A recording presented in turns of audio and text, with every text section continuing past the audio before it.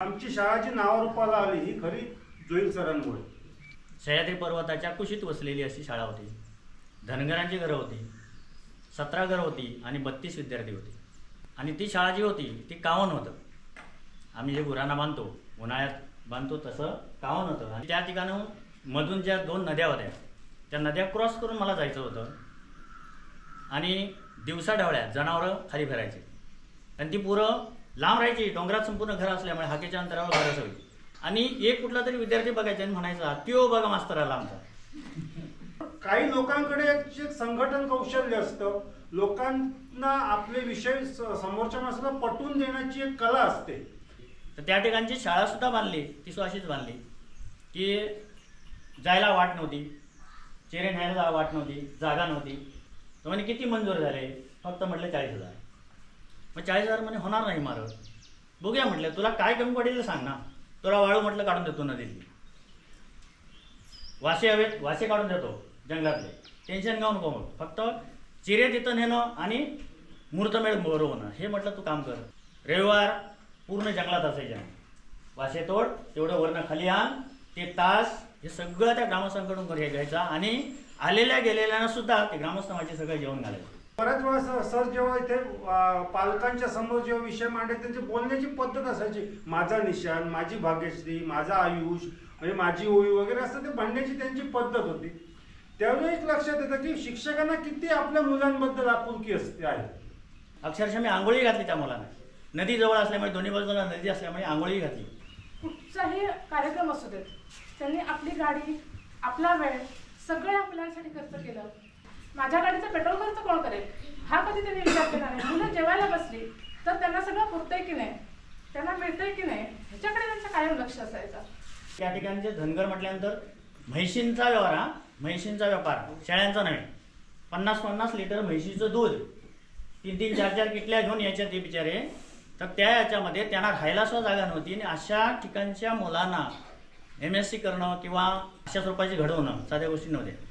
तर इथं ते छोटा असा त्यांनी एक मळा फुलवला, त्याच्यात वांगी लावली, भेंडी लावली, वेगवेगळ्या प्रकारच्या पालेभाज्या घेतल्या गेल्या आणि ते तिथे पिकलेलंच आपल्या विद्यार्थ्यांना मिळावं, त्यातनं सकस आहार मिळावा, कायम एक तळमळ त्यांची असायची।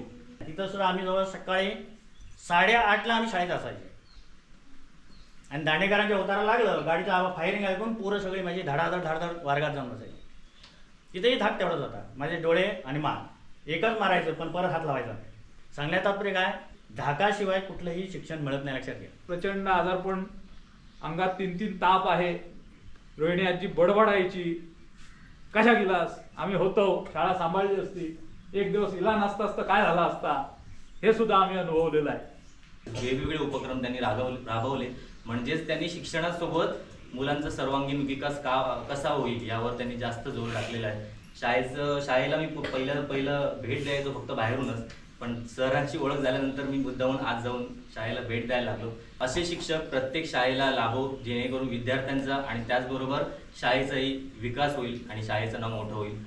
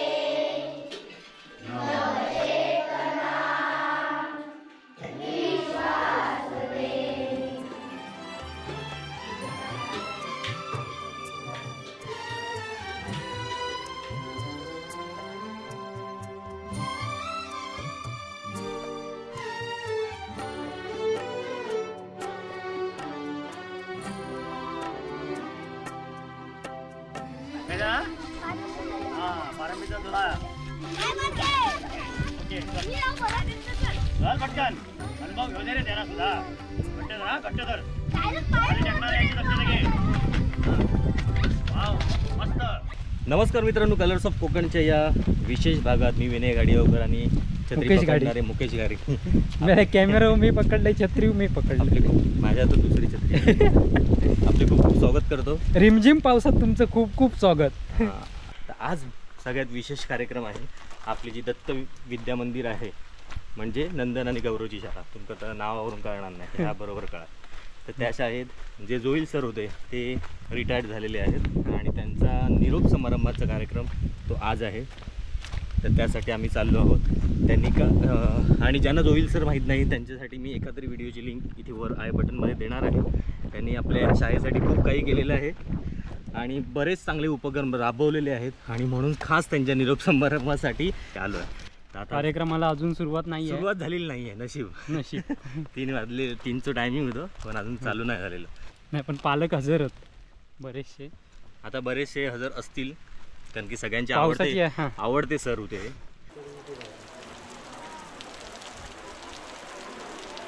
पाऊस भारी लागतं एकदम. प्रत्येकाच्या जीवनातला सगळ्यात महत्त्वाचा टप्पा म्हणजे तो शाळेचा टप्पा. आणि अंगणवाडीत जाणाऱ्या मुलापासून ते आज वयाची या 90-100कडे आलेल्या कुठच्याही विद्यार्थ्यापर्यंत शाळेसाठी एक वेगळा कप्पा असतो. आणि आपल्या प्रत्येकाच्या जडणघडणीमध्ये सगळ्यात मोठा वाटा असतो तो गुरुजनांचा, शिक्षकांचा असतो. म्हणजे जसा विद्यार्थी हा आजीवन विद्यार्थी असतो तसं शिक्षकी पेशा स्वीकारलेली जी व्यक्ती आहे ती आजीवन शिक्षक म्हणूनच राहते.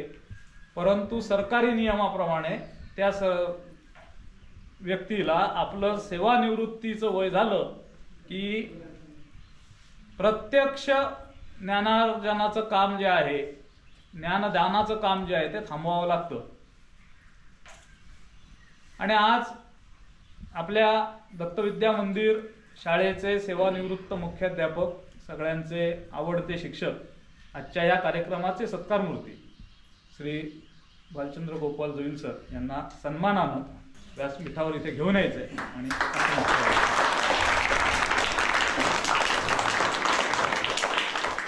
सध्या आपण यूट्यूबचे सगळे जण असे चाहते झालेलो. यूट्यूब हे एक माध्यम असं आहे की ज्याच्यामुळे खऱ्या वास्तवतेची आणि त्या आपण ज्या प्रदेशात राहतो, ज्या घडामोडींमध्ये आपण घडत असतो त्याची सगळ्यांपर्यंत माहिती जावी अशा प्रकारचं ते माध्यम आहे. आणि आज आनंद या गोष्टीचा होतो की आज आपल्यामध्ये या यूट्यूबमध्ये कार्यरत असलेले आमचे विनू गाडी इथे उपस्थित आहेत. कलर्स ऑफ कोकण ह्या आज जवळपास त्यांचे 1 लाखाच्या वर व्ह्युअर्स आज आहेत. मी असा विनू घाडी यांना विनंती करतो त्यांनीही व्यासपीठावर इथे सन्मानित व्हायचं आहे. आपल्या दत्तविद्या मंदिरचं जवळपास 12 वर्ष अध्यक्षपद ज्यांनी भूषवलं आणि आज शाळेच्या अध्यापन आणि भौतिक ज्या काही गोष्टी आहेत त्याच्यामध्ये ज्यांनी फार मोलाचं योगदान दिलं आणि जे आजही देतात असे आमचे दत्ता घाडी, शाळा व्यवस्थापन समितीचे विद्यमान उपाध्यक्ष महादेव घाडी यांनी देखील इथे व्यासपीठावर स्थानापन्न व्हायचं आहे. आज आपल्याला मोहन चव्हाण सर आज इथे सहशिक्षक म्हणून लाभलेत. मी चव्हाण सरांनाही विनंती करतो की त्यांनी इथे आसनस्थ व्हावं. आणि मागच्या 2 टर्म शाळा व्यवस्थापन समितीच्या अध्यक्ष राहिलेल्या अशा संचिता घाडी इथे खुर्ची पुढे घेऊन व्यासपीठाचा सन्मान करावा.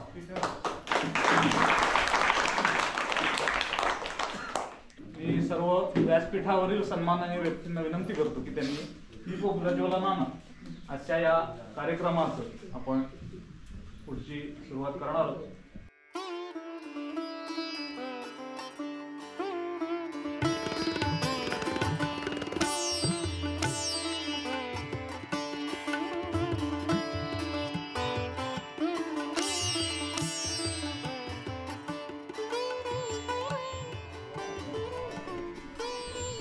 सर्व सन्माननीय व्यासपीठ सदस्यांना विनंती की त्यांनी स्थानापन्न व्हावं.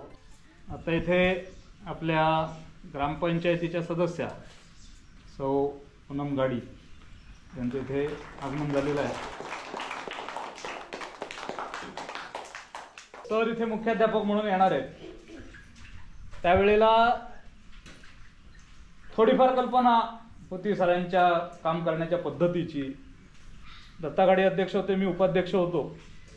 आणि मी जसं मागाशी उल्लेख केला की गुरुबंधू म्हणूनच आम्ही त्यांच्याकडे नेहमी आणि आजही बघतो की कुठच्याही कामात त्यांनी असं मोठा भाऊ कसा सल्ला देतो त्या पद्धतीनं त्यांनी आम्हाला सगळ्यांना त्याही वेळेला त्यांचं सगळ्यांशी संबंध होते. आणि आजही कधीही आपण कुठचाही विषय त्यांच्यापर्यंत नेला तरी एक मोठा भाऊ जो सल्ला देतो त्या माध्यमातून नेहमी सल्ला देण्याची भूमिका त्यांची कायम असते. त्यामुळे माझ्यापेक्षाही ज्यांनी त्यांच्यावर जास्त कार्यकाळ केला ते आमचे दत्ता गाडी. मी त्यांना विनंती करतो की त्यांनी जोईल सरांच्या एकूण कामकाज आणि त्यांच्या कामपद्धतीबद्दल आलेला जो अनुभव आहे त्याबद्दल इथे आपल्याला थोडंसं मनोगत व्यक्त करा. माझा आणि जोईल सरांचा परिचय हा त्या शाळेत इथे यायच्या अगोदरपासूनच होता. जवळ त्याच्या अगोदर 10-1 वर्ष अगोदर आमचा परिचय होता. तर एक दिवस काय झालं की सहज कळलं आमच्या शाळेत कोणतरी दुसरे शिक्षक येणार आहेत. पुजारी मॅडमची बदली झाली होती. सहज मी असा देवगडला जात होतो. पंचायत समितीत जाऊन चौकशी कोण येतात आमच्याकडे. नेमकं ते सातपायरी आणि सारस्वत बँक यांच्या मध्येच जोईल सर मला भेटले नाही. हात येतंय मला काय कळलं नाही येतंय म्हणजे काय. आणि मी गेलो पंचायत समितीत चौकशी, तेव्हा कळलं यांनी येतंय कशा. आणि तेव्हा म्हणून त्याच्या नंतर आमची शाळा जी नावारूपाला आली ही खरी जोईल सरांमुळे. काही लोकांकडे एक संघटन कौशल्य असतं. लोकांना आपले विषय समोरच्या माणसाला पटवून देण्याची एक कला असते. बऱ्याच वेळा सर जेव्हा इथे पालकांच्या समोर जेव्हा विषय मांडायचे त्यांची बोलण्याची पद्धत असायची. माझा निशाण, माझी भाग्यश्री, माझा आयुष म्हणजे माझी ओळी वगैरे असं ते म्हणण्याची त्यांची पद्धत होती. त्यावेळी एक लक्षात येतं की शिक्षकांना किती आपल्या मुलांबद्दल आपुलकी असते आहे. आणि त्याच्यातच आम्ही खरं म्हणजे त्यांच्यात जास्त जवळ गेलो. त्याच्यानंतर बरीचशी कामं केली आम्ही. म्हणजे पैसा गोळा करायचा, पैसे आमच्याकडे ना शासनाकडनं पैसे येत होते ना आमच्याकडे असं काही ठेव होती. आम्ही राणे मॅडम, सर आणि सगळे पालक आम्ही फिरलो, घरी फिरलो. जो निधी आम्हाला हवा होता तो आम्ही तेव्हा उभा केला आणि त्याच्यावरती शाळेचं बरंचसं कामकाज चालू झालं. आत्ताच्या शिक्षकांनाही मी सांगतो तुम्ही पालकांशी थोडं कनेक्टिव्ह राहा. त्यांचं म्हणणं काय ते कधीतरी ऐकून घ्या. तुम्ही त्यांच्यापर्यंत जा.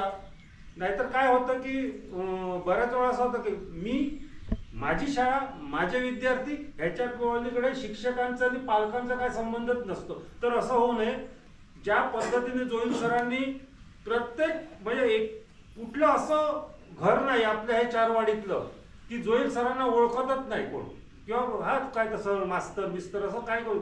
त्यांचं नाव आदराने घेतलं जातं. त्यांच्याबद्दल म्हणजे आणखी फार मी जास्त काय बोलणार नाही कारण कार्यक्रमाला वेळ झाला. बरंचसं बोलण्यासारखं जोईल सरांच्या बद्दल माझ्याकडे. पण एवढंच सांगेन की पुढे जसं मी आता शिक्षकांना म्हणालो पालकांनी, आता जे विद्यमान पालक आहेत त्यांनी शिक्षकांशी सुसंवाद राखावा की जेणेकरून आपल्या शाळेची जी काय आज अगदी रंग काढायचा असून देत नाही तर काय ते करत शिक्षक, विद्यार्थी आणि वेळ पडल्यास पालक हे सगळे आपण एकत्रित येऊन करतो. त्या पद्धतीने आपली सगळी कामं शाळेची व्हावीत असं मला वाटतं. सरांना मी त्यांच्या पुढच्या वाटचालीला शुभेच्छा देतो आणि माझे 2 शब्द संपवतो. इथे आमच्या रोहिणी आजी बसलेल्या आहेत. मी त्यांना विचारलं तुम्ही बोलणार का. आणि रोहिणी आजींचं आणि जोईल कुटुंबियांचं एक पारिवारिक नातं आहे. आणि पोषण आहाराचा ज्या वेळेला विषय व्हायचा अगदी म्हणजे आम्ही पालक म्हणून सुद्धा आमचे मतं ठासून मांडायचो. आजीची मतं वेगळी असायची. सरांचं त्याहून पोषण आहार त्याचं ते विभागणी ग्रॅम लिहिणं हे ते तुम्हाला काय अमुक तमुक. परंतु एकजिन्सीपणा आणि मी मगाशी म्हटलं त्या पद्धतीनं छोट्या छोट्या गोष्टींचा विचार करून प्रत्येकाला काय करता येईल आणि हाडाचा शेतकरी काय करत होता, तर इथं ते छोटा असा त्यांनी एक मळा फुलवला, त्याच्यात वांगी लावली, भेंडी लावली, वेगवेगळ्या प्रकारच्या पालेभाज्या घेतल्या गेल्या आणि ते तिथे पिकलेलंच आपल्या विद्यार्थ्यांना मिळावं, त्यातनं सकस आहार मिळावा, कायम एक तळमळ त्यांची असायची. त्यामुळे मुलांमध्ये शेतकरी असावं हे कायम राहिलं. आणि जसं सामाजिक याच्यात कामही सरांचं होतं, मगाशी उल्लेख झाला. ज्या वेळेला सरस्वती पूजनाचा कार्यक्रम, त्यावेळेला एक नेहमी असायचं की अरे आता काय कार्यक्रम झाला, बाहेरचे शिक्षक 4 वाजले की ते निघून जातील, पुढे काय करायचं. पण सरांनी पहिल्याच ह्याच्या वेळेला जो दणका दिला आम्हाला, रात्री 2:30 वाजेपर्यंत भजनं चालू होती, सर इथेच होते. हे प्रेम, ही आपुलकी, हे कायम म्हणजे मगाशी दत्ता हाडेंनी एक हे व्यक्त केली भावना की पालकांशी सुसंवाद जर राहिला तर ती शाळा प्रगती करते आणि नवीन नवीन उपक्रम घेण्याची प्रेरणा शिक्षकांनाही राहते आणि पालकही त्याच्यात उत्स्फूर्तपणे सहभाग घेतात. हे ज्याच्या माध्यमातून आज महाराष्ट्रभर जगभर जाणार आहे, तो आमचा मित्र विनू. यानं या एकूण कार्यक्रम, कारण विनूची नाही म्हणता शाळेशी एक प्रकारची अटॅचमेंट काही कार्यक्रमांच्या माध्यमातून झालेली आहे, तर त्यानं थोडक्यात आपलं मनोगत इथं व्यक्त करावं. नमस्कार सर. सरांची गेल्या वेळी एक भेट झाली आमची, तेव्हा त्यांना बोललेलं की तुमचा जो निरोप समारंभाचा कार्यक्रम असेल त्याला मी जरूर उपस्थित राहील, जरी मी मुंबईत असलो तरी. तर या कार्यक्रमाला उपस्थित राहण्याचं कारण म्हणजे सरांबद्दलचं प्रेम. म्हणजे मी या शाळेचा विद्यार्थी नसून किंवा सरांचाही विद्यार्थी नसून आज मला जे त्यांच्याबद्दलचं प्रेम वाटतं, म्हणजे या गावकऱ्यांना, विद्यार्थ्यांना किती वाटत असेल हे तुम्ही समजू शकता. आतापर्यंत शिक्षक बरेच येऊन गेले, पण सरां तेवढं काम करणारे खूप कमी आहेत माझ्या बघण्यातले. त्यांचं म्हणजे त्यांच्या आवाजातला जो दरार आहे आणि तेच आतून त्यांचं मुलांबद्दल प्रेम आहे, ते म्हणजे खूप भारी आहे. शिक्षणासोबत त्यांनी विविध उपक्रम राबवले, जे आम्ही यूट्यूबच्या माध्यमातून दरवेळी दाखवत गेलो. आपला लावणीचा लावणी करतो भाताची, तेव्हाचा उपक्रम, नंतर वरती सड्यावरचं वनभोजनाचा उपक्रम, असे वेगवेगळे उपक्रम त्यांनी राबवले. म्हणजेच त्यांनी शिक्षणासोबत मुलांचा सर्वांगीण विकास कसा होईल यावर त्यांनी जास्त जोर टाकलेला आहे. शाळेला मी पहिलं भेट द्यायचो फक्त बाहेरूनच, पण सरांची ओळख झाल्यानंतर मी मुद्दाहून आज जाऊन शाळेला भेट द्यायला लागलो. तेव्हा शाळेचा परिसर, आजूबाजूला गार्डन वगैरे जसं केलेलं, म्हणजे सरांनी फक्त शिक्षणावर न जोर देता शाळेचा पण विकास कसा होईल याकडे पण त्यांनी जास्त जोर दिला. आणि गावकऱ्यांसोबत आणि विद्यार्थ्यांच्या पालकांशी त्यांनी तेवढा संवाद ठेवला. त्यामुळे असे शिक्षक प्रत्येक शाळेला लाभो, जेणेकरून विद्यार्थ्यांचा आणि त्याचबरोबर शाळेचाही विकास होईल आणि शाळेचं नाव मोठं होईल. सरांच्या पुढील वाटचालीसाठी माझ्याकडून आणि आमच्या संपूर्ण कलर्स ऑफ कोकणच्या टीमकडून खूप खूप शुभेच्छा. त्यांना मी आता विनंती करतो की त्यांनी पालकांच्या आणि शाळा व्यवस्थापन समितीच्या बद्दलचे त्यांचे आलेले अनुभव हे इथे व्यक्त करावे. जो आपल्या मुलांना की जगायचं कसं हे लहानपणापासून शिकवतो, त्याला गुरु म्हणतात. आणि तिला साजेसं असं त्यांचं व्यक्तिमत्व आहे. याप्रमाणे जर अनुभव सांगायचे झाले तर कुठचाही कार्यक्रम असू देत, त्यांनी आपली गाडी, आपला वेळ सगळ्या मुलांसाठी खर्च केलं. की कधी असं त्यांनी म्हटलं नाही की मी माझी गाडी आणतोय, माझ्या मुलांना एखाद्या ठिकाणी कार्यक्रमासाठी नेतोय, स्पर्धेसाठी नेतोय, माझ्या गाडीचा पेट्रोल खर्च कोण करेल हा कधी त्यांनी विचार केला नाही. मुलं जेवायला बसली तर त्यांना सगळं पुरतंय की नाही, त्यांना मिळतंय की नाही, ह्याच्याकडे त्यांचं कायम लक्ष असायचं. शिक्षणाच्या बाबतीत म्हणावं तर काय म्हणजे असं कौतुक करावं तितकं कमीच आहे त्यांचं. की कुठच्याही बाबतीत त्या मुलांना कुठच्याही क्षेत्रात, खेळ असू देत, इतर स्पर्धा असू देत, अगदी डान्स वगैरे त्यांच्या स्पर्धा असू देत, मुलांना त्यांनी यंदा लेडीज कोणी नसताना सुद्धा त्यांनी त्या मुलांना डान्स बसवला, त्यांना स्पर्धेसाठी घेऊन गेले. ते असं म्हटलं नाही की नाही, मुलांची हौस आहे, त्यांना ते करू देत, त्यांना कुठेतरी त्याच्यातनं हुरूप येऊ देत, जाऊ देत, मी एकटाच आहे, कुठे बघू, असं कधीही त्यांनी म्हटलं नाही. जरी एकटे होते त्यावेळेलाही त्यांनी शाळेची धुरा जी होती ती अगदी समर्थपणे सांभाळली. आणि पालकांशी सगळ्यांशी कुठचाही पालक येऊ देत की प्रत्येकाशी अगदी आपुलकीनं घरी एखादा पाहुणा आल्यासारखं ते आपल्याशी बोलायचे. आणि प्रत्येकाला त्यांच्याकडनं घेण्यासारखा एक ना एक गुण असा आहे की प्रत्येकाला त्याच्यातनं काहीतरी मिळू शकतं. मुलांना सुद्धा त्यांनी कधी जर मारलं झोडलं तरी तेवढ्याच प्रेमाने परत जवळ घेऊन त्यांना ते समजून सांगायचं एखादी गोष्ट. असे जोई सर आता सेवानिवृत्त होत आहेत. खरं तर दुःखद वाटतंय सगळं की त्यांनी सोडून शाळा जाऊ नये, पण शेवटी त्यांचंही आयुष्य त्यांना पुढचं त्यांच्या वेगळ्या पद्धतीनं घालवायचं आहे. तर पुढच्या आयुष्यासाठी त्यांना मी शुभेच्छा देते. त्यांना चांगलं उत्तम आरोग्य लाभू दे अशी दत्तगुरूंकडे प्रार्थना करते.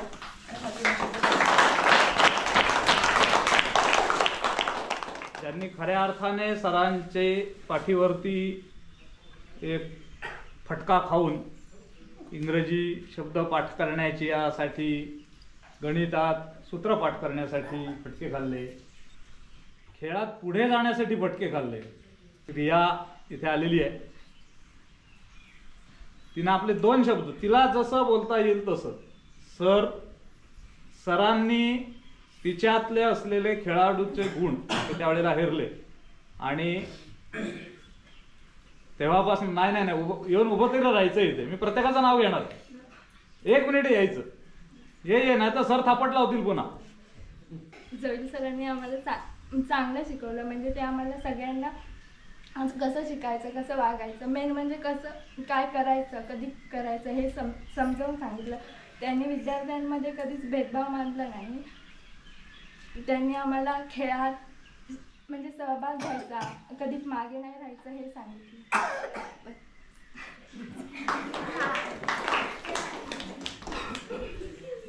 कसं आहे, आपण विद्यार्थी म्हणून ज्या वेळेला पुढे जाणार आहोत त्यावेळेला आपल्या शिक्षकांनी जे आपल्याला त्यावेळेला शिक्षण दिलेलं असतं ते फार उभं राहत असतं. आणि म्हणून विद्यार्थ्यांनी पुढे यावं आणि बोलावं. सर आम्हाला 1ली ते 4थी कधी शिकवायला नव्हते, पण जेव्हा मॅडम नसायचे तेव्हा सरच शिकवायचे.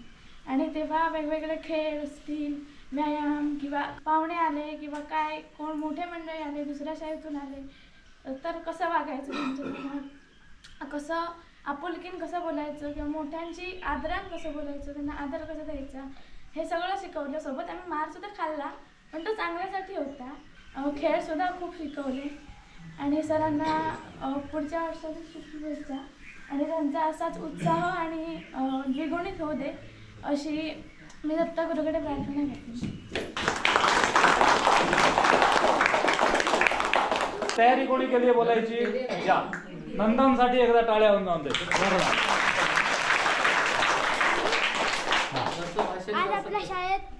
आज आपल्या शाळेत जोडी सरांचा निरोप समारंभ आहे. त्यानिमित्तानं मी 4 शब्द सांगणार आहे.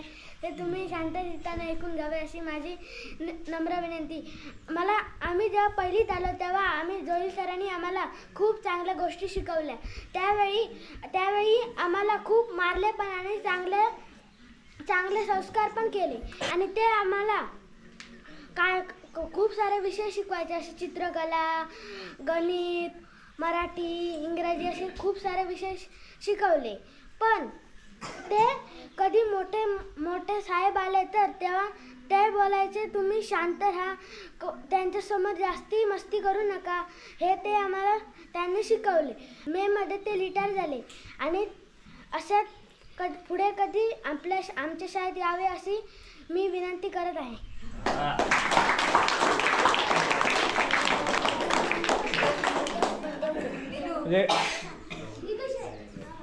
नीलसाठी एकदा टाळ्या होऊन दे जोरदार. मी पहिलीत असताना माझा अभ्यास अपूर्ण असला की सर मारायचे आणि नंतर सरांनी एवढं मारलं पण काही क्षणात चांगला अभ्यास शिकवला. सरांच्या पुढच्या वाटचालीसाठी खूप खूप शुभेच्छा. आणि कोणाला मनोगत व्यक्त करायचं आहे? गौरवसाठी टाळ्या होऊन देत. 5 वाजता हा होय ना. आज जोई सरांचा निरोप समारंभ आहे. त्यामुळे मी 4 वळी सांगणार आहे. ते तुम्ही शांत चित्ताने ऐकून घ्यावे ही माझी नम्र विनंती आहे. जोईल सर आम्हाला इयत्ता 1ली पासून ते इयत्ता 3री जागण शिकवायला होते. त्यांनी अभ्यास, खेळ आणि चित्रकला या अभ्यासामध्ये मार्गदर्शन केले. ते जेवढे मारायचे तेवढे लाड पण करायचे. ते आज आमच्या शाळेमध्ये नाही. मला खूप वाईट वाटते. अशी माझी विनंती आहे की ते मध्ये वेळ काढून आम्हाला भेटायला यावे.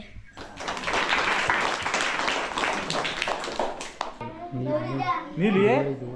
अरे हे तर आर्या काय, अरे तू त्यांचा लाडको विद्यार्थी, तू ये. जोईल सर 1ली पासून ते 3री पर्यंत जोईल सर आम्हाला शिकवायला होते. जोईल सर आम्हाला येत नव्हते. गणित पण शिकवली, प्रश्न काढायला पण शिकवले. परत आमचे अक्षर चांगले येत नव्हते पण आम्हाला ते नीट काढायला शिकवले. काय झाले ते आता. पण माझी विनंती आहे ते परत या शाळेत भेटायला आम्हाला ये.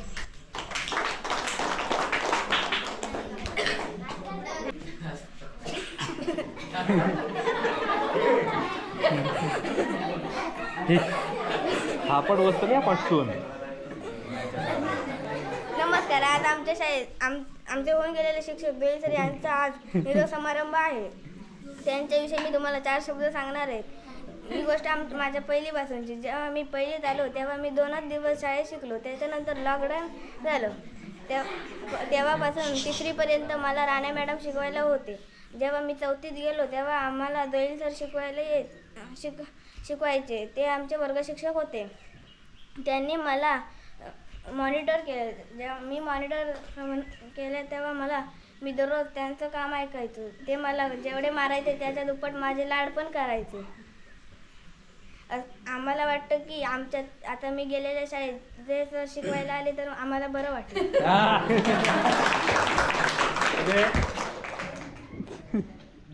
गुरुजनांबद्दल आपल्या मनात एक प्रकारची भीती पण असते, परंतु मगाशी मी म्हटल्याप्रमाणे आपल्या हृदयात एक कप्पा असतो, तो शाळेचा असतो. आणि त्याच्या कप्प्यामध्ये आपल्याला ज्यांनी घडवलं त्या गुरुजनांसाठी एक वेगळं स्थान असतं.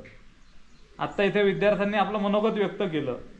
ते करताना एक भावना कायम आपल्याला त्याच्यात जाणवली की सरांनी इथे यावं, सरांनी वरचेवर शाळेला भेट द्यावी. कारण आता ते स्वतः शिक्षक म्हणून येऊ शकत नाहीत, परंतु आपले गुरुजन म्हणून त्यांनी येत राहावं ही अपेक्षा आहे. आणि माझी खरंच सरांना विनंती आहे, आणि ते नक्की येतात. कारण नारिंगरे गावाशी जोईल कुटुंबियांचे एक वेगळे ऋणबंध आहेत. आत्मीयता आणि प्रेम हे प्रत्येकाच्याच मनात असतं, आणि ते व्यक्त करण्याची एक छोटी पद्धत म्हणजे भेटवस्तू. आज आता आपल्या या कार्यक्रमामध्ये आजचे सत्कारमूर्ती यांच्या काही भेट वस्तू देऊन इथे आपण ऋण निर्देश व्यक्त करणार आहोत.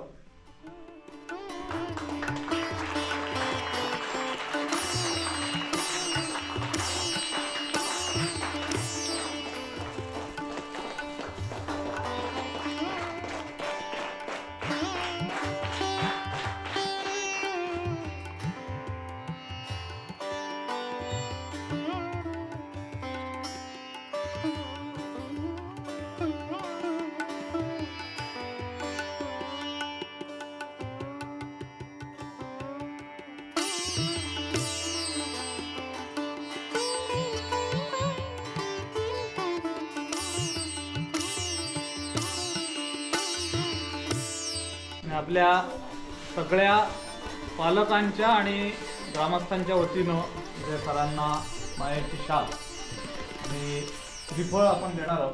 ज्येष्ठ सदस्य आमचे मनू अण्णा आणि इथे केशव आवाय त्या दोघांनी इथे पुढे यावं. घरचो सत्कार आहे सरांचो. सर इले नाही तर तू शाळा सांभाळलं सुरुवाती.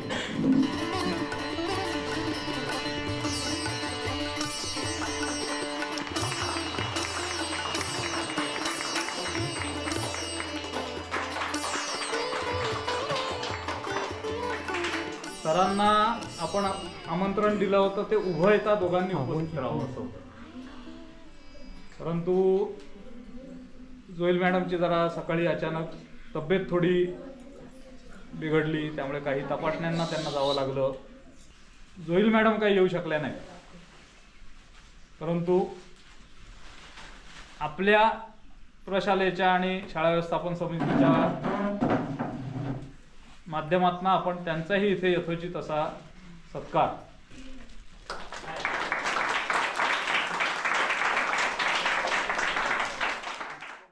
यशस्वी पुरुषाच्या मागे स्त्री असते असं आपण नेहमी म्हणतो, आणि आम्ही गेल्या 9 वर्षामध्ये तो नक्की अनुभव घेतला की सर इथे अक्षरशः शाळा सुटल्यानंतरही थांबायचे, वेगवेगळ्या कार्यक्रमात सहभागी होण्यासाठी सरांना बरीच धावाधाव करावी लागायची, कारण ते राहायला जामसंड्यात असतात. आणि या सगळ्या जडणघडणीमध्ये आज दोन्हीही मुलं त्यांची पूर्णतः आपल्या पायावर उभी आहेत. आणि ताईनं तर आता MD करून ती आता पडवे हे जे हॉस्पिटल आहे त्या ठिकाणी ती आज ऑपरेशन थिएटर इन्चार्ज म्हणून कार्यरत आहे. सरांच्या या यशस्वी कौटुंबिक जबाबदारीसाठी आपण एकदा जोरदार टाळ्या वाजवू.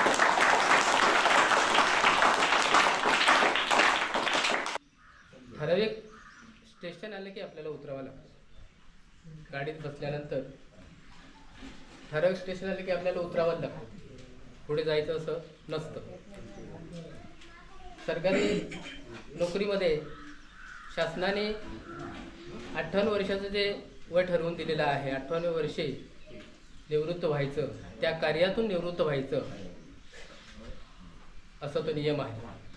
मी जोईल सर होते म्हणून इथे दत्तविद्या मंदिरला आलो. मला असं वाटलं की जोईल सरांच्या आणि काय 2-3 वर्षे सेवा असेल. खरं म्हणजे आता माझ्यावर थोडासा दबाव आहे खरं सांगायचं म्हणजे, कारण आता तुमच्याशी माझा संपर्क नाही आहे, तेवढा संपर्क नाही. तुम्हाला कशी कोणते हे बोलले की लोकांशी संपर्क ठेवला पाहिजे, लोकांशी संपर्क ठेवला पाहिजे, कारण मी उपशिक्षक असल्यामुळे तेवढं काही मी करायला गेलो नाही. पण आता पालकांशी माझा संबंध नेहमीच येणार आणि चांगला संबंध ठेवणार असं मी शब्द देतो. मी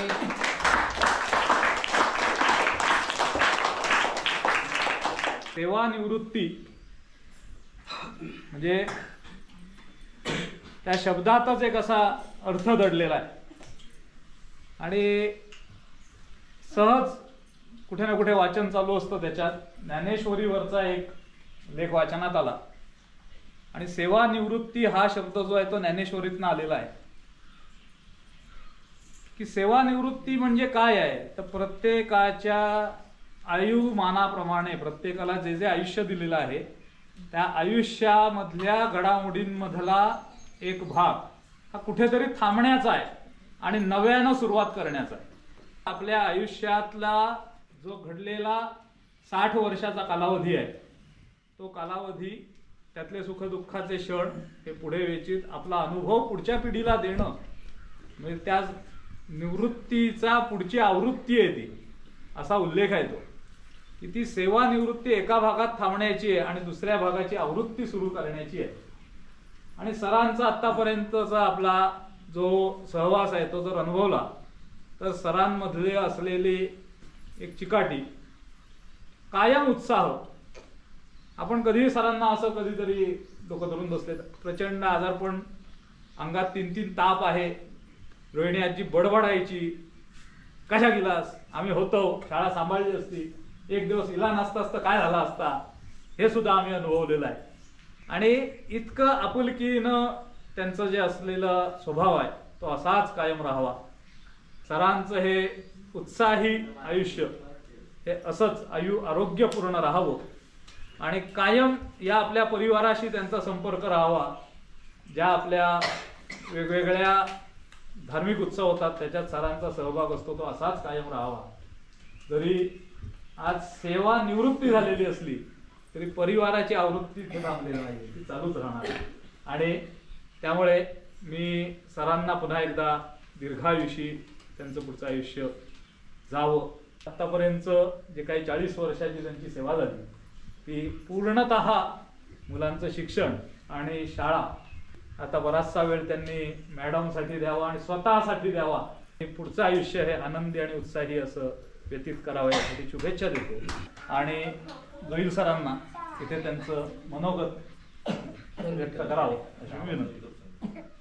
या ठिकाणी आज जो काय माझा गावातर्फे सेवानिवृत्तीपर सत्कार केला त्याबद्दल आधी सुरुवातीलाच धन्यवाद देतो तुम्हाला. तसंच माझी कारकीर्द 23/12/91 नायरीपेठ धनगर या ठिकाणी झाली. सांगायचं झालंच तर मला त्या दिवशी विनून म्हटलं होतं की सुरुवातीपासून जरा थोडक्यात सांगा म्हणून, कारण कलर्स ऑफ कोकणला आपण माहिती द्यायची आधी. तर ही जी शाळा होती सह्याद्री पर्वताच्या कुशीत वसलेली अशी शाळा होती. धनगरांची घरं होती, 17 घरं होती आणि 32 विद्यार्थी होते. आणि सुरुवातीला तिथं माझी सुरुवात झाली. आणि ती शाळा जी होती ती कावन होतं. आम्ही जे गुरांना बांधतो उन्हाळ्यात बांधतो तसं कावन होतं. आणि त्या ठिकाणी माझी सुरुवातीची नेमणूक झाली. त्या ठिकाणी मला भाऊ पोचवायला गेला होता. भाऊ म्हणायला लागला बस झाली चल मागे. कारण शाळा अशी होती की त्या ठिकाणं मधून ज्या 2 नद्या होत्या त्या नद्या क्रॉस करून मला जायचं होतं. आणि दिवसा ढवळ्यात जनावरं खाली फिरायचे, गवे म्हणा किंवा ही सरपटणारी जनावरं दिवसा ढवळ्यात. मग त्या धनगराने मला सांगितलेलं होतं, एक काठी दिली होती व्यथाची, कायमस्वरूपी व्यथाची काठी तुमच्या खांद्यावर ठेवायची आणि तुम्ही मार्गक्रमण करायचं. त्या ठिकाणी तिवऱ्यात राहून मी नायरीपेठ धनगरला जात होतो. 3 किलोमीटर होतं. आणि जेवण करून मी कुठे खानावळी नव्हतो. मी सुरुवातीपासून 5वीपासून जेवण करायचो, त्याच्यामुळे मला काय टेन्शन कसलं झालं. कुठेही जर नेलात तरी जेवण करून खाण्याची तयारी माझी होती. त्यामुळे जेवण करायचा, माझं सगळं आटपायचा आणि मी जायचा. आणि जाताना वाटेत हे सगळं निस्तारत जायचं. आणि त्यातूनही आणि ती पुरं लांब राहायची, डोंगरात संपूर्ण घरं असल्यामुळे हाकेच्या अंतरावर घरं सगळी. कारण एक इकडं घर असलं तर एक खालच्या टोकाला असायचं, एक तिकडच्या टोकाला असायचं. आणि एक कुठला तरी विद्यार्थी बघायचा आणि म्हणायचा त्यो बघा मास्तर आला आमचा असं. आणि तेव्हा मी काय पोरांडाच ना पोरक्या सगळा, मला काय तेवढं काय अनुभव नव्हता. आणि नवीन असल्यामुळे पहिलीच नेमणूक तिकडे झाल्यामुळे त्या कागदपत्राचा अनुभव मला नव्हता. आणि मी हजर झालो, त्या कावनात बसलो. एक टेबल, एक खुर्ची आणि एक पेटी. आणि त्या पेटीत काही नव्हतं. आता गुरुजी सांगतील रेकॉर्ड किती करावं लागतं वगैरे, 64 प्रकारचं रेकॉर्ड असतं. आणि त्यातला एकही कागद नव्हता, फक्त शिक्षक हजेरी आणि विद्यार्थी हजेरी एवढंच फक्त त्या ठिकाणी होती, बाकी काही नव्हतं. नवीन असल्यामुळे कसं झालं की काहीतरी आपल्याला करायला हवं. आता तरी मी मार कमी गेला, माझा दरारा जाम होता, कारण मारही मी तसंच द्यायचं. शेरणीची काठी होती, तुम्हाला माहिती नसेल, नदीत शेरणी म्हणून एक असतं झाड, त्याची काठी होती, व्यथासारखी बसते. म्हणजे मारायला गेला तर पूर्ण पट बसतो, चाबकासारखा असा गोल फिरून यायचा. आणि त्या काठीने मारला. आज माझे विद्यार्थी MSc झालेले आहेत तिथले धनगरांचे, पण ते अजूनही आहे. त्या ठिकाणी खाकी पॅन्ट, सफेद शर्ट आणि टोपी, ह्या कायम माझा ड्रेस होता. नाही माझी असायची टोपी. गेटच्या आतमध्ये जाताना टोपी चढवायची आणि त्याच्यानंतर आत जायचं. गेटच्या बाहेर गेलो टोपी सगळ्यांनी काढायची, दप्तरात आपल्या ठेवायची आणि आपल्या घरी जायचं. म्हणजे असं त्या मुलांचं वाखाणण्याजोगं होतं. त्या ठिकाणचे धनगर म्हटल्यानंतर म्हैशींचा व्यवहार, हा म्हैशींचा व्यापार, शेळ्यांचा नव्हे. 50-50 लिटर म्हैशीचं दूध 3-3, 4-4 किटल्या घेऊन यायच्या ते बिचारे. तर त्या याच्यामध्ये त्यांना राहायला सुद्धा जागा नव्हती. आणि अशा ठिकाणच्या मुलांना MSc करणं, अशा स्वरूपाची घडवणं साध्या गोष्टी नव्हत्या. अक्षरशः मी आंघोळी घातली त्या मुलांना. नदी जवळ असल्यामुळे, दोन्ही बाजूला नदी असल्यामुळे आंघोळी घातली. तर त्या ठिकाणची शाळासुद्धा बांधली, ती सुद्धा अशीच बांधली की जायला वाट नव्हती, चेहरे न्यायला वाट नव्हती, जागा नव्हती, वाटेन न्यायचं. मग एका आपली गाढवं असतात, गाढवं, त्या गाढवाच्या याच्याला गुरव म्हणून होता शृंगारपूरला, त्याला जाऊन भेटलो रात्रीचा. आणि बाबा असंच आहे, काय करतोस? तो म्हणे किती मंजूर झाले? फक्त म्हटलं 40,000. मग 40,000 म्हणे होणार नाही मारं. बघूया म्हटलं, तुला काय कमी पडेल ते सांग ना, तुला वाळू म्हटलं काढून देतो नदीतली, वासे हवेत वासे काढून देतो जंगलातले, टेन्शन घेऊ नको. मग फक्त चिरे तिथं नेणं आणि मुहूर्तमेळ बरोवणं, हे म्हटलं तू काम कर. त्याने बिचाऱ्याने सगळं केलं. रविवार पूर्ण जंगलात असायचे, वासे तोड, तेवढं वरनं खाली आण, ते तास, हे सगळं त्या ग्रामस्थांकडून घ्यायचा. आणि आलेल्या गेलेल्यांना सुद्धा ते ग्रामस्थ माझे सगळं जेवण घालायचं. हे त्याच्याबरोबर म्हणजे तिथले जे होते 4 वर्ष मी त्याच्या ठिकाणी राहिलो. दुसऱ्या वर्षी मला नाशिकचा एक शिक्षक दिला, तो सगळं गबाळा घेऊन आपला आलेलाच होता. 3 मुलं होती त्यावेळी आणि नवीन होता, 10वी वर्ग लागलेला होता आणि तो तिथं आला. त्याला सांभाळताना माझी नाकीनऊ आली. तो सकाळी शाळेत जातो म्हणून सांगायचं आणि शृंगारबा म्हणजे संगमी सल्ल्याने बसायचं. त्याला शोधण्याच्या पाठी आम्ही असायचे, लक्षात घ्या. म्हणजे मी कुठेही रजेवर जायला मला चान्सच नव्हता. एक दिवस तरी मी रजाकडे असं नव्हतं. आणि त्यात नवीन असल्यामुळे रेकॉर्डची माहिती एवढी नव्हती, कारण डीएडला आम्हाला शिकवलं काय असतं ते माहिती आहे, कारण कसं शिकवायचंही माहिती आहे, पण रेकॉर्ड ठेवायचं माहिती नव्हतं. आणि ते रेकॉर्ड ठेवायचं आहे म्हणून मोठी शाळा नायरीची मोठी शाळा होती. संध्याकाळचा गेलो आणि सर म्हटलं असंच आहे, जरा थोडी माहिती मला म्हटलं रेकॉर्डची द्या. त्याने मला काय उत्तर द्यावं, मास्तरवाला आलास ना मग कर ना तुझ्यानी. हा शब्द मला झोंबला आणि त्यापासून एवढं ठरलं कोणाला काय विचारायचं, आपल्या परीने काय होतं ते करायचं. आणि म्हणून आज रेकॉर्डच्या बाबतीत जे आहे ना ते त्याच्यामुळे शिकलो. नाही तर मी शिकलो नसतो. जर समजा एखादा करतोय त्याच्याच मागे जाऊया आणि करूया असं जर राहिलं असतं ना तर मी अजिबात मागे राहिलो. त्यात झालं ती 4.5 वर्षे काढली. साहेबांना सांगितलं, साहेब म्हटलं आता मला मोठी शाळा द्या, कारण आणलात ते एका बारक्याच्या डबक्यात आणून ठेवलात, मला कुठे पुढे मारता येत नाही. म्हटलं मोठी शाळा द्या, केंद्र तेच द्या, त्यापेक्षा लांब द्या. मग पुरवलं देतो, चालेल म्हटलं. मी जाईन तिथं पुरवला घेतलं आणि पुरवला जॉईन झालो 2001ला. तिथं झाल्यानंतर पुरवची शाळा इतकी नावालुपार आणलेली होती आम्ही, सगळा स्टाफ चांगला होता, मला काय सांगायचं नाही. तिथं सुद्धा आम्ही जवळ सकाळी 8:30ला आम्ही शाळेत असायचे.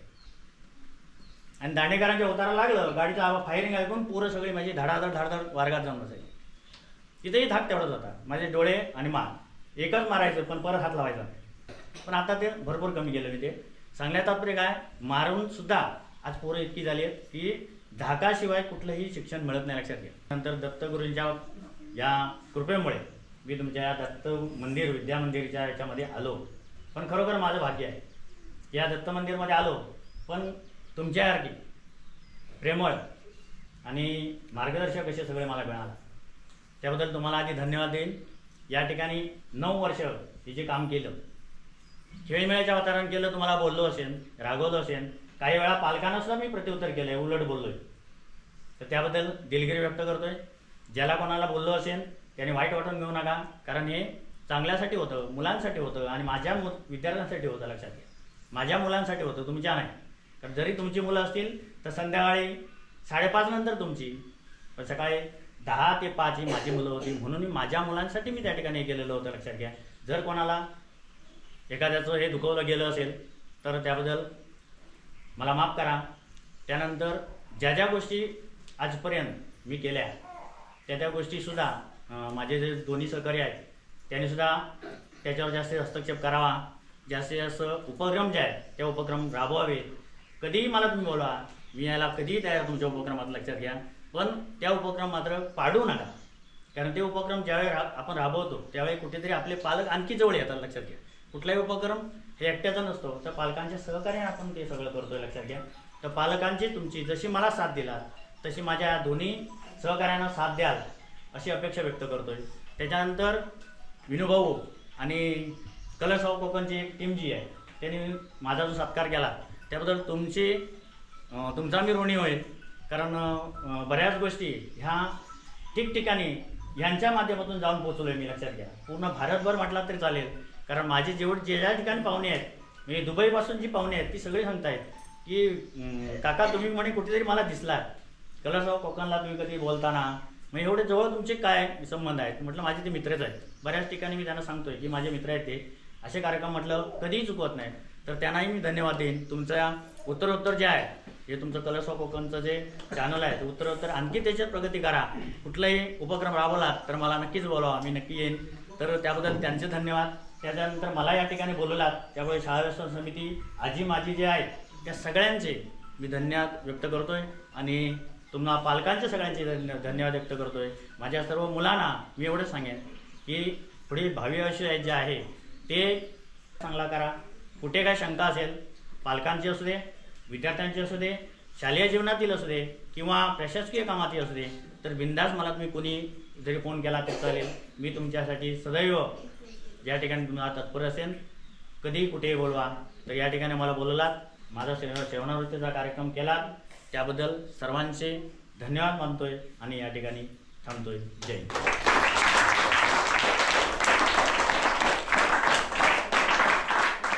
गुरूंनी दिला ज्ञान रूपी वसा, आम्ही चालू हा पुढे वारसा, हेच खरं आपण त्यांना वचन देऊया.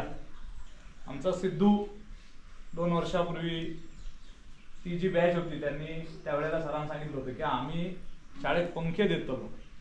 सिद्धू, पियुष यांनी पुढे यायचंय आणि ते पंखे जोईल सरांकडे द्यायचे.